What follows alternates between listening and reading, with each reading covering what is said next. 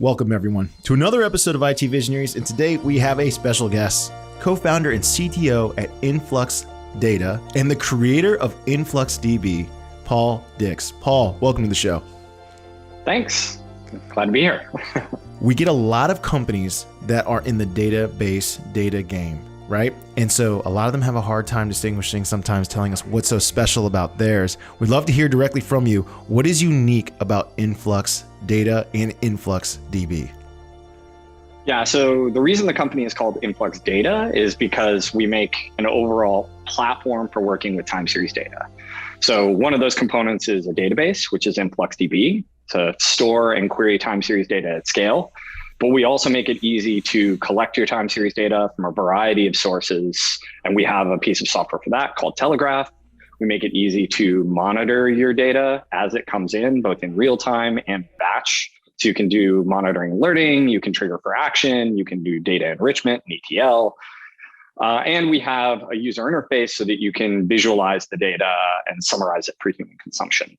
So one of the things about what makes time series data specifically different than, say, just relational data or reference database or something like that.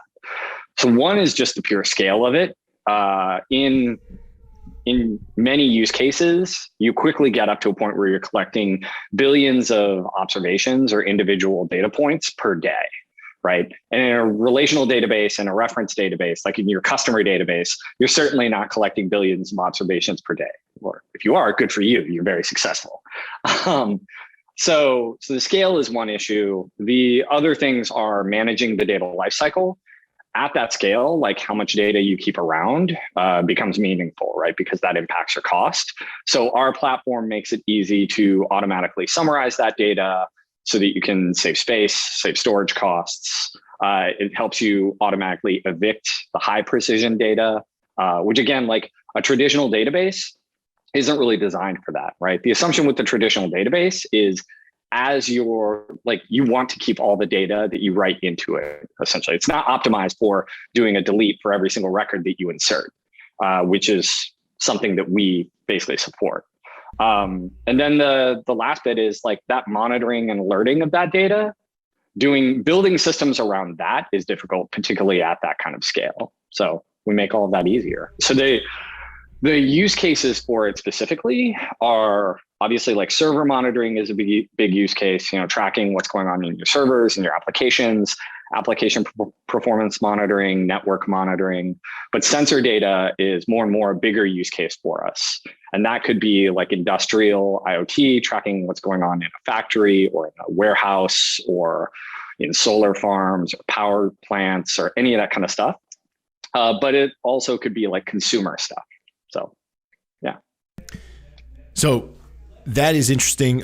Most people, when they think of database, exactly what you just said, kind of hinting at the differences, they think of, let's say, records by day. So the day will have a record and then that's it. And you're saying, hey, this sounds like your tool is capturing data at maybe second or sub-second intervals. Is that accurate? Yeah, well, so there are two different kinds of time series data. So there's what's called regular time series, which is what most people think of when they think of time series data. That's like metrics. So that's samples taken at fixed intervals of time, like once a second, once every 10 seconds, once an hour, once a day. In some sensor data use cases, you may actually be taking measurements like 1,000 times a second. But then there's irregular time series data, which is essentially event driven. That's just tracking events as they occur, right? So that could be individual requests into an API. That could be a machine turning on or off, a state changing somewhere or something like that. So what does this tend to, sorry, that's my universal hand signal to my person outside. Hey, be quiet. But so what does this unlock? So you have this data now, you're capturing it, all these time sequences, timestamps, everything's happening high velocity. You mentioned all these sensors, different use case applications. What does this unlock? Because what does this unlock that a traditional database storage system maybe couldn't provide for application developers? So collecting all of this data is basically, it's so you can make more intelligent systems and you can optimize processes and stuff. So I know of some use cases like in essentially like factories where they want to optimize the way the machines run for power consumption. Because when you have, say, like 50 factories around the world and they're running all the time, like reducing your power consumption by 10% by optimizing the way your machines run is a huge, like, literal cost savings, right? So a lot of the times that's what you're doing is you're optimizing some function, a way a machine runs. You can also do like predictive maintenance is another big use case, right? So you can say like, oh, we know this machine is going to fail, so we'll take it out of service first and fix it or do a repair before that happens, right? So for example, like Rolls-Royce Power Systems uses Influx for just this kind of thing. No, super fascinating. Give me an idea. How did you recognize that this was going to be a potential product market fit type product or a solution that needed to be solved? We did a little homework. It looks like Influx data started around 2012. This predates the current market penetration of IoT devices that we have today, obviously. What was it? It was 9 years ago, 8 years ago, maybe 10 years ago, you got the idea to do this. What were you observing and saying, hey, this is where this is where the future's heading? So it first started in 2010. I was working for a fintech startup here in New York City. And we were building a system to track basically hundreds of thousands of different derivatives, corporate bonds, fixed income things, like also all of this stuff. And we had pricing engine that was pricing all of these instruments once every 10 seconds. So we had to build a system for that. And what I built at that time was a bunch of web services on top of Cassandra, which is a scalable database, and Redis, which is an in-memory system. Basically, like me and another guy had to write code for like a year to build like a working system, right? So a few years later, when I started this company, I initially started this company actually as a company called Airplane, ERRPLANE. And that product was essentially going to be a SaaS application for doing real-time metrics and monitoring, server monitoring and stuff like that. So that was similar to like what Datadog is or New Relic or Stackdriver or those kinds of things. To build that application, so this is in a completely different problem domain, right? A completely different space. I use the exact same technologies. So I basically had to build a time series solution to store that kind of data. So that's what gave me the idea that time series was actually just a useful abstraction for solving problems in a number of different domains. So obviously that product didn't continue in that didn't succeed. But what I realized in 2013, so I started the company in 2012. 2013, we went through Y Combinator and we're still building this thing. And I raised like a small seed round of funding. And then over the course of 2013, I realized that product wasn't working, but I thought the infrastructure that we had built was interesting. And I started talking to other people about it. And I realized that, maybe the infrastructure that we were building is what we should be focusing on, not this like application that I had envisioned. So in the fall of 2013, I said, it was me, my co-founder, and one other guy at that point. I said, let's start this up as a fresh project. We use the exact same technologies that we used then, which was, it was written in Go and using a storage engine called LevelDB that was out of Google. And we started as a fresh project. We hacked on it for like 5 weeks. I put up a basic documentation website. I arranged to give a couple of talks at some meetups here in New York, the Ruby meetup and the R programming meetup. And basically, like, once I presented it, it immediately took off. Like, everybody was super interested in it. It got to the front page of Hacker News. Yeah, it felt like launching that into the world felt completely different than, Airplane, the app that we were trying to make work, right? It was just like we had immediate interest from people, and it was obvious that we were solving a problem at that time that people just weren't focused on, but there was a real need for it. So it sounds a little bit like you yourselves weren't even that certain that there was going to be that much need for it, right? It sounded like was it a bit surprising, or was it like giving an idea? We're like, oh, dang, like this is really it. I mean, we did it because I thought, I thought there was a need for it. I definitely identified that as a thing. Like, I identified that time series was a common abstraction, and that it would be useful for, like I said, these different problem areas like server monitoring, application monitoring, sensor monitoring, and real-time analytics. But obviously, like, it's always a surprise when you launch something and it actually takes off. Yeah, we always read about those overnight, like boom, like something's got a good product market fit. Obviously everyone wants to hit that. So far for myself personally, I've only been part of slow grinds, but it's okay. To give you an idea, like IT Visionaries used to do like under 1,000 new, obviously only a couple hundred new listeners when we first started, and now here we are, thousands of new listeners every week. So that's pretty exciting. But for your product, understanding this a little bit, so now you have a little bit of product market fit, you're developing the application. Now comes the real test, because so far from every engineer I've talked to, it seems like there's a reach a point where it's like you hit like the roadblock, right? There's going to be a roadblock where you just weren't anticipating, and you have to engineer a solution to it. Did you ever get roadblocked? What was your roadblocks, I guess, along the way? Because now developers are adopting it. They're using this, time series monitoring database that wasn't available to them before. Surely you hit a problem where it's like, oh man, we got to engineer a solution to that. So like I said, so the first thing we launched was the database itself. And honestly, we launched like a prototype of the database. And what we saw over the first like 6 months of people starting to pick it up and use it was they had these other common problems they had to solve. Like I said, collection, monitoring, alerting on the data, and like visualizing it. So we, when I went out to raise the Series A, that's the story I raised on. That's the vision I had, which was we're going to build this platform with solutions in each of these areas, right? Collection, storage, monitoring, and visualization. So that was the first like bit. But to be honest, so InfluxDB itself, the core of the database, has had a few like key inflection points where we had to change things significantly. So the first was in basically 2015, late 2014, 2015, we changed the underlying data model of the database to what it is now, which is this, the data structure that we have for time series data. And we've been with that structure ever since. We launched 1.0 of the database in 2016, and we've been running with that. And it's been very, very successful. But it's mostly optimized for what I call metric data of low, like not huge cardinality. So probably in the tens of millions of unique time series that we track. We actually have we have hundreds of millions of time series in our, in our cloud environment, actually maybe more than a billion. But what we've seen over the rise of like Kubernetes and container technologies and all sorts of other sensor data use cases is that people frequently have this need to track basically an unlimited number of time series, like more data, like there's always more data that people could be collecting so they could get better visibility into their systems and their sensors.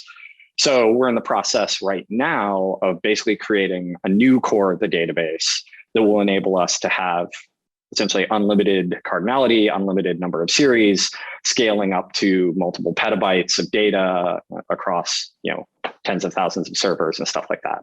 Like basically, like for every engineering challenge, you're lucky if your solution will last for 2 orders of magnitude of scale.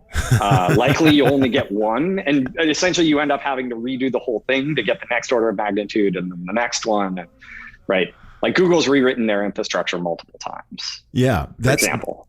That's one of the things that we've just come to understand here at IT Visionaries because of so many different tech leaders have been on the show. The idea that, there are a lot of different tools are ready to scale and implement. Like it feels a lot of tools seem more ready, but like on the database side, we always hear about companies having to like restructure, rewrite, refactor, all those different terms that you basically redo, right? Like kind of what you just said. But why is it that this is it seems like a unique challenge, but it's also, it feels like to someone who's an outsider, like, don't you guys see that coming? Why is this such a challenge? Because, we understand that, data is going to continue to increase. So your processing speed, your ability to collect it, organize it, structure it, it's going to have to keep increasing. What do you think is the unique challenge behind this problem that makes it, such an engineering feat? Because like you said, you reach a point where it's like you realize, hey, we have to rewrite this. Is it, what do you think? Can you put a finger on a handful of factors maybe that cause this, and how do you, I guess, get in front of it? I guess it depends. I guess part of this is down to like a philosophical argument, right? Because there's no right answer. Well, the truth is, like, when you're starting up a new product or a new company or whatever, engineering for a level of scale that you don't yet need to meet is over engineering, right? Like basically all of your efforts should be put towards finding a product that people want to use and actually solves a real problem, right? And then you hit scale later. And the problem is, like, building a system to handle a couple of users is way easier than building a system to handle, say, 5 billion users, like Facebook, for example, right? Like the first version of Facebook wasn't going to be designed for that. Also, like, it's just a matter of like the amount of resources you have along the way increases as your scaling needs increase, usually, right? So there's that. And honestly, like software and computers and stuff like that aren't a fixed target. They continuously improve all the time, right? So when I created the first version of InfluxDB, I wrote that in Go using LevelDB. And actually, I had mentioned, like, before that, in 2010, when I created that time series solution for the fintech startup, I used Scala and Cassandra and Redis. Like in 2010, Go and LevelDB weren't an option. I mean, Go existed, but it wasn't like Go hit 1.0 in March of 2012. So yeah, so basically, like, the technologies that just didn't even exist then. And now, like, the new core of the database that we're creating is written in Rust using Apache Arrow. And these things, like, literally when I started InfluxDB in 2013, that wasn't really an option, right? No, it makes total sense. The evolution and the toolkits available to you keep changing, and then, like you just said, the requirements always keep changing, which inevitably typically means you've now have a system that can't handle whatever amount of data you're producing. Give us an idea of so you built this tool, it starts getting quickly adopted, you've overcome the engineering challenges.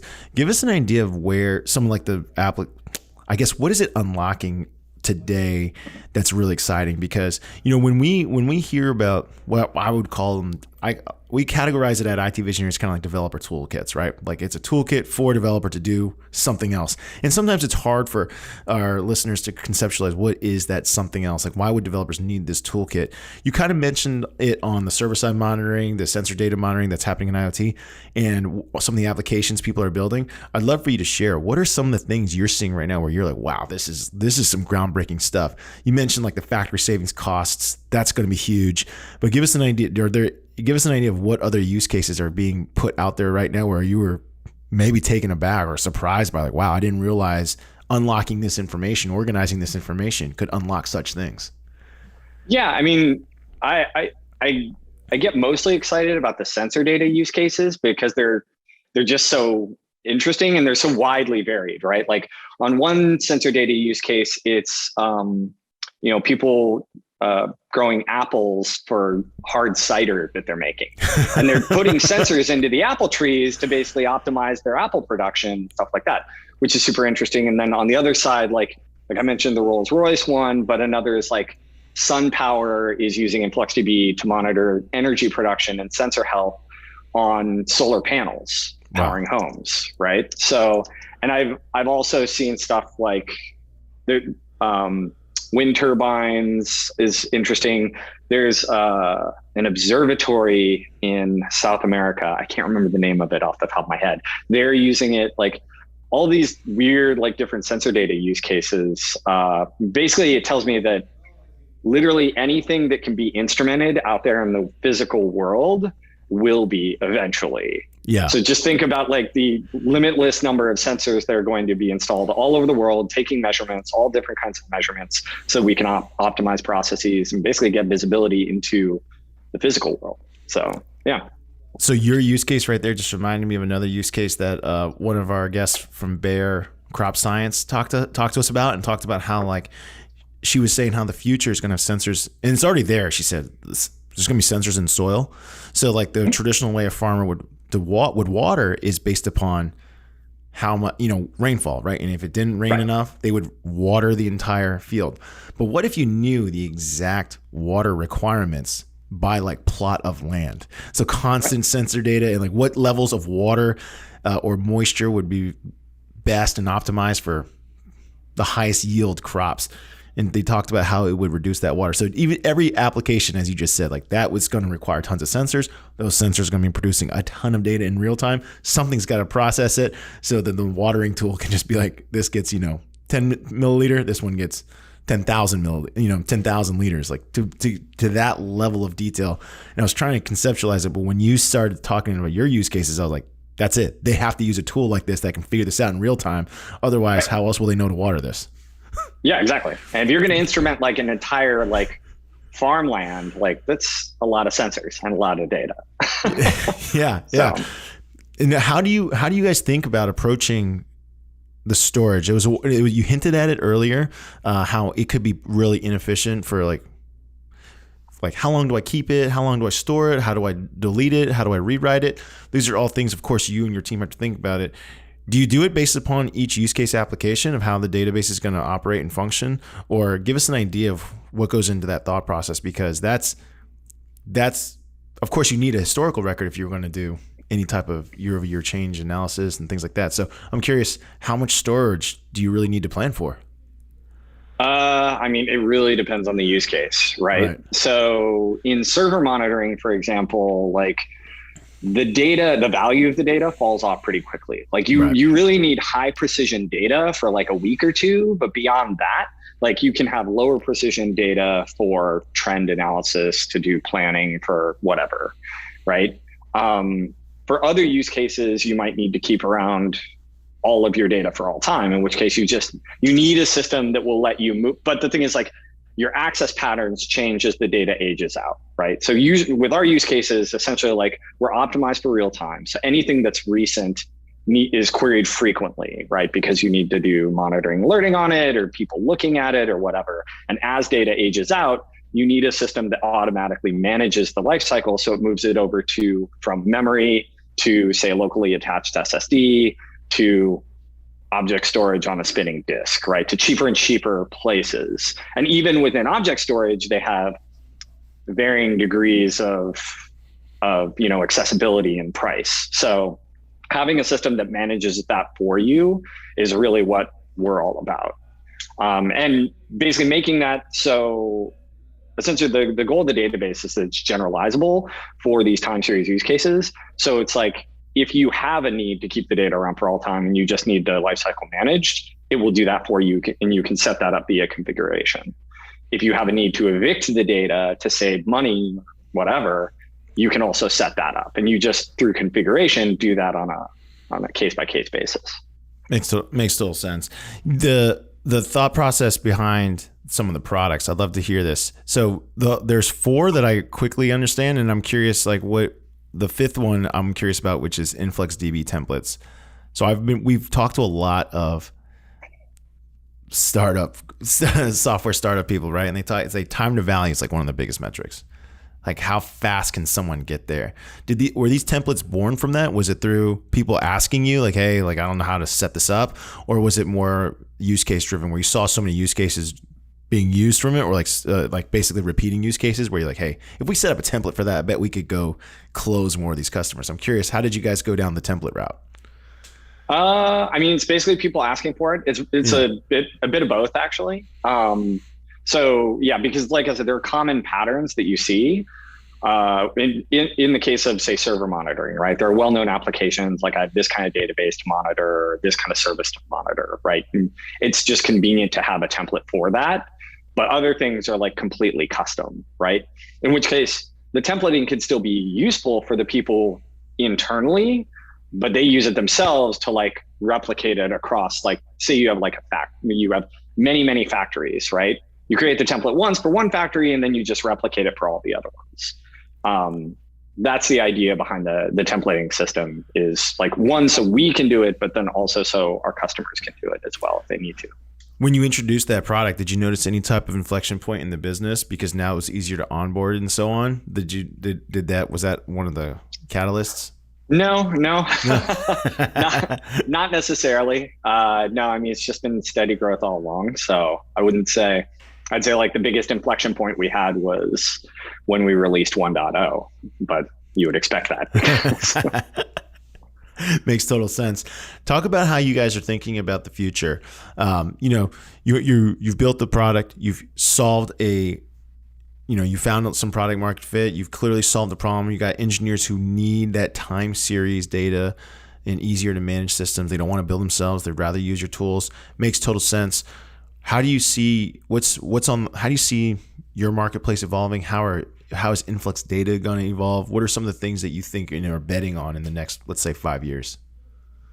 So where we're going mainly is, one, having a system that's more seamlessly integrated to operate at the edge and in the cloud. We spent the last few years building out our cloud solution. So now we have it available in the three major public clouds, AWS, GCP, and Azure. We're going to spend a lot of time over the next few years building out that edge solution so that you can have collection, monitoring, and storage at the edge seamlessly integrated with the system in the cloud. And that's a need that we continuously see through the sensor data use cases, right? Because people want to be able to do really high precision, low latency stuff at the edge, but have it work also in a center system. And then the other big piece is, I would say, meeting developers where they live. So basically more support for additional query languages and additional programming languages within the platform. So we'll be adding support for SQL as a query language. We'll be adding support for Python and JavaScript and TypeScript as scripting languages that people, like our users, can use within the platform itself. No, that is awesome. One of the use cases that you just talked about with the bringing InfluxDB closer to the edge to take advantage of some of the more, I guess, the use cases that require even more or lower latency is autonomous vehicles, which is something that a lot of companies are working for. It's an interesting use case. So some people have talked about, so when we have networking guests, I just wanted to share this. When we have networking guests, they'll say like 5G is going to get so fast that you can send data across 5G into a central, like let's say central region. You won't need to bring computing to the edge because 5G will bring the edge to you. We've had people that say that. We have people that say that it's going to be hybrid. We have people that say they're going to build micro applications that they're going to start, loading closer to wherever the end user is going to be. I'm curious for your application. How do you see it, like your place in the edge? Do you see like that micro application that's going to live closer to the consumer plus a central database back at the cloud hub? I'm curious how you guys are planning to bring your services closer to the edge, because I love that concept, because we had an autonomous driving team on, and they talked about how the level of processing doesn't make sense if it's only in your computer. Like, it's got to learn from its environment. So it's got to collect data from the environment at large, bring it back, bring it to you in the car. And they were talking about how to solve for this use case. I'm curious for you, how are you approaching, which angle do you think you guys want to live in? So I think it's hybrid. I think it's hybrid for a few different reasons. Like, one, just because of the sheer volume of the data, and right. Some applications are latency sensitive and they're failure sensitive too. Like, it's great. Maybe 5G is going to let you transfer data at insane rates, right? But the speed of light is still a thing, and networks still fail, right? So there's that. And the thing is, like, the value of data, like, you can always get more visibility, you can always get more instrumentation, but at some point there's a value drop off in terms of, like, how much does it cost you to get that much visibility and instrumentation versus how much value you're deriving out of it. Now, if you can push stuff down to the edge, you can get really, really high precision and kind of like discard the data as you go, or maybe only sample the interesting data or summarize the data and then ship it up to a center place, right? So I think there's that. And then the other bit, which I don't think people talk about much, is as a thought experiment, you could say, what if you had a database, in the cloud that was instantly accessible and infinitely scalable, right? Would you want to have other databases elsewhere? And the answer, I think, is yes, because you still have this problem of developers create software and they use databases and they will create bugs, which will manifest itself within the database. Your database will fall over or will fail because of a software bug that some developer introduced. So actually having one centralized database for everything increases the blast radius for any sort of failure. So in many cases, it's advantageous to have many, many different databases so that you can contain any failure to one specific place. So I think that also is in that edge use case as well, right? Like if you have 50 factories around the world, one factory goes down, like, yeah, that sucks. If all 50 go down because of one failure, then that's catastrophic. Yeah, we were, when that use case application of autonomous vehicles, I think always is a fun one to ask engineers at the infrastructure level, because you kind of hinted at right there, like how big of a deal is a failure or database error? Well, like if it's the braking function, every split second is a problem, right? Every split second the car doesn't know to brake is a serious problem. So it's a fascinating thing to solve for. But I agree. I think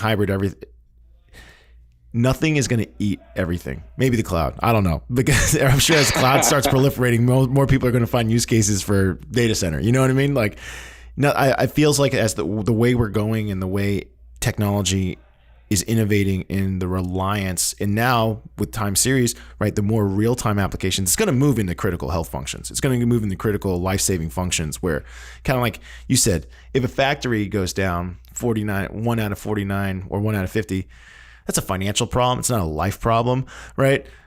Once life equipment is going to be based on this information, it's going to basically, I agree with you. It's going to be completely hybrid, because it's going to have to rely on everything, because it can never fail.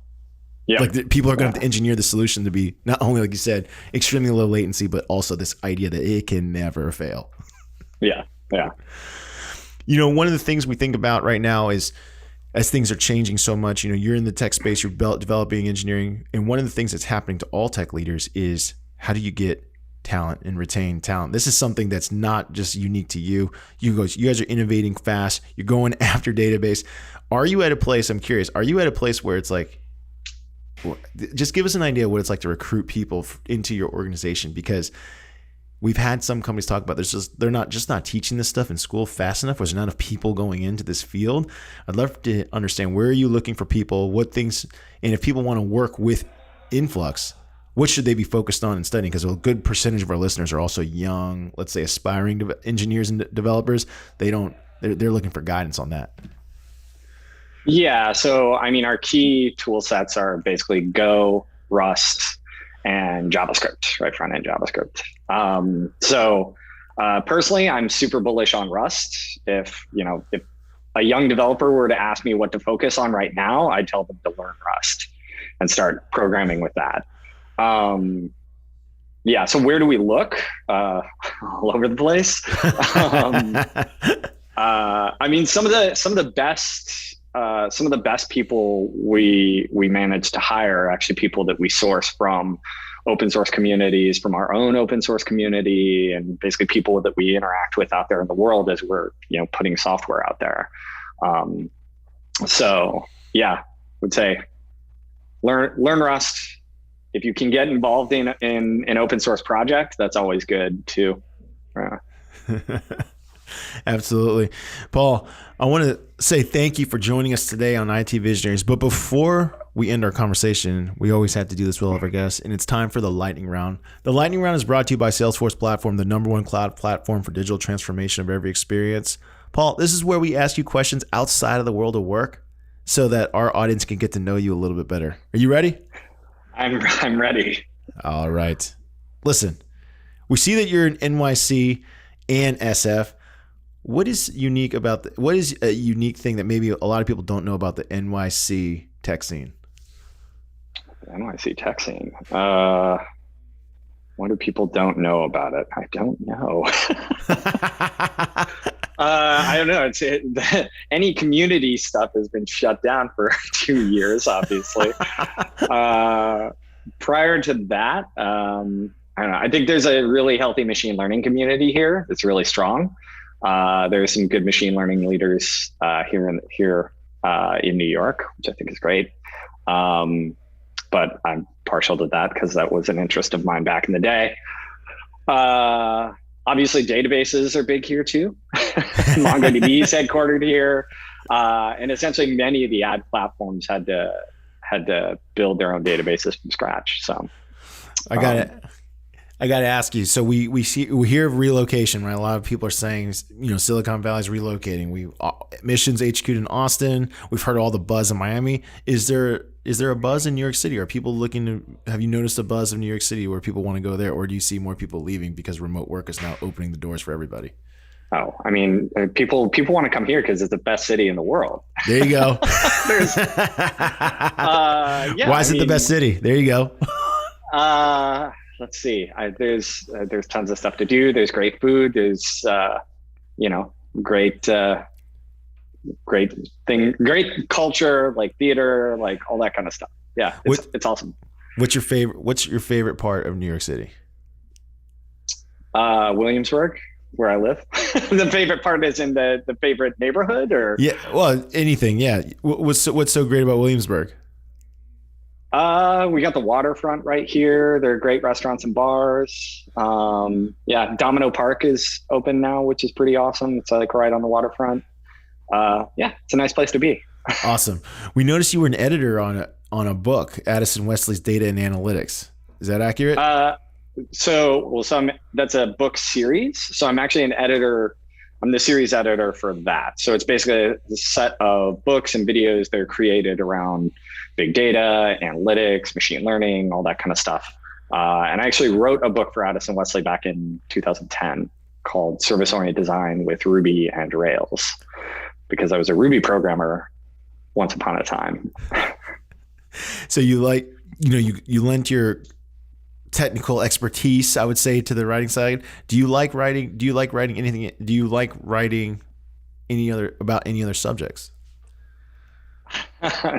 Just programming stuff. All in on programming. Yeah, that's awesome. What do you like to do for fun outside of work? Because you kind of hinted at it. You love the restaurants. You love this vibrant culture and scene. But we'd love to know, like, specifically what it is you like to do for fun. When you can cut loose, what would you like to do? I love to go to movies. I usually go to a movie every week. Let's see. I think on Saturday I'm going to see this movie called Lamb. Some like Norwegian films, probably going to be super weird. I try. So now that shows are open again, I actually went to the ballet like 3 weeks ago, which is great. I usually try to do that like maybe like 3 or 4 times a year. That's fun. I love to travel. I think I've been to like somewhere in the 40s or 50s in terms of number of countries. Oh, that's awesome. Which country's one of your more memorable trips? Mongolia was super memorable. Yeah. Wow. Being in the Gobi Desert. Yeah. Wow. You are without a doubt the first person that visited Mongolia on IT Visionaries without question. So I am part Mongolian. Oh, nice. Yeah. My grandmother's from northern China. Obviously there was a lot of unwanted intermixing up there, but yeah. Yeah, the Mongols got around. Yeah. They were not a friendly people. I'm sure they're more friendly today than they were then. Yes, everybody I met there was delightful when I went like 4 years ago. So that's awesome. Paul, thanks for joining us. I want to say thank you for joining us today on IT Visionaries. Thanks for sharing the origin story of how Influx Data came to be, your experience in the field, and also your expertise in time series. I think that is certainly a unique thing that you guys have clearly identified, and I can see it just based on your use cases. This demand, it's never going to stop. Basically, it's never going back, right? Every day, there's probably someone else developing new sensor technology that's going to require constant time series database management. Yeah, that's the plan. Thanks for joining us today on IT Visionaries. Yeah, thank you so much for having me.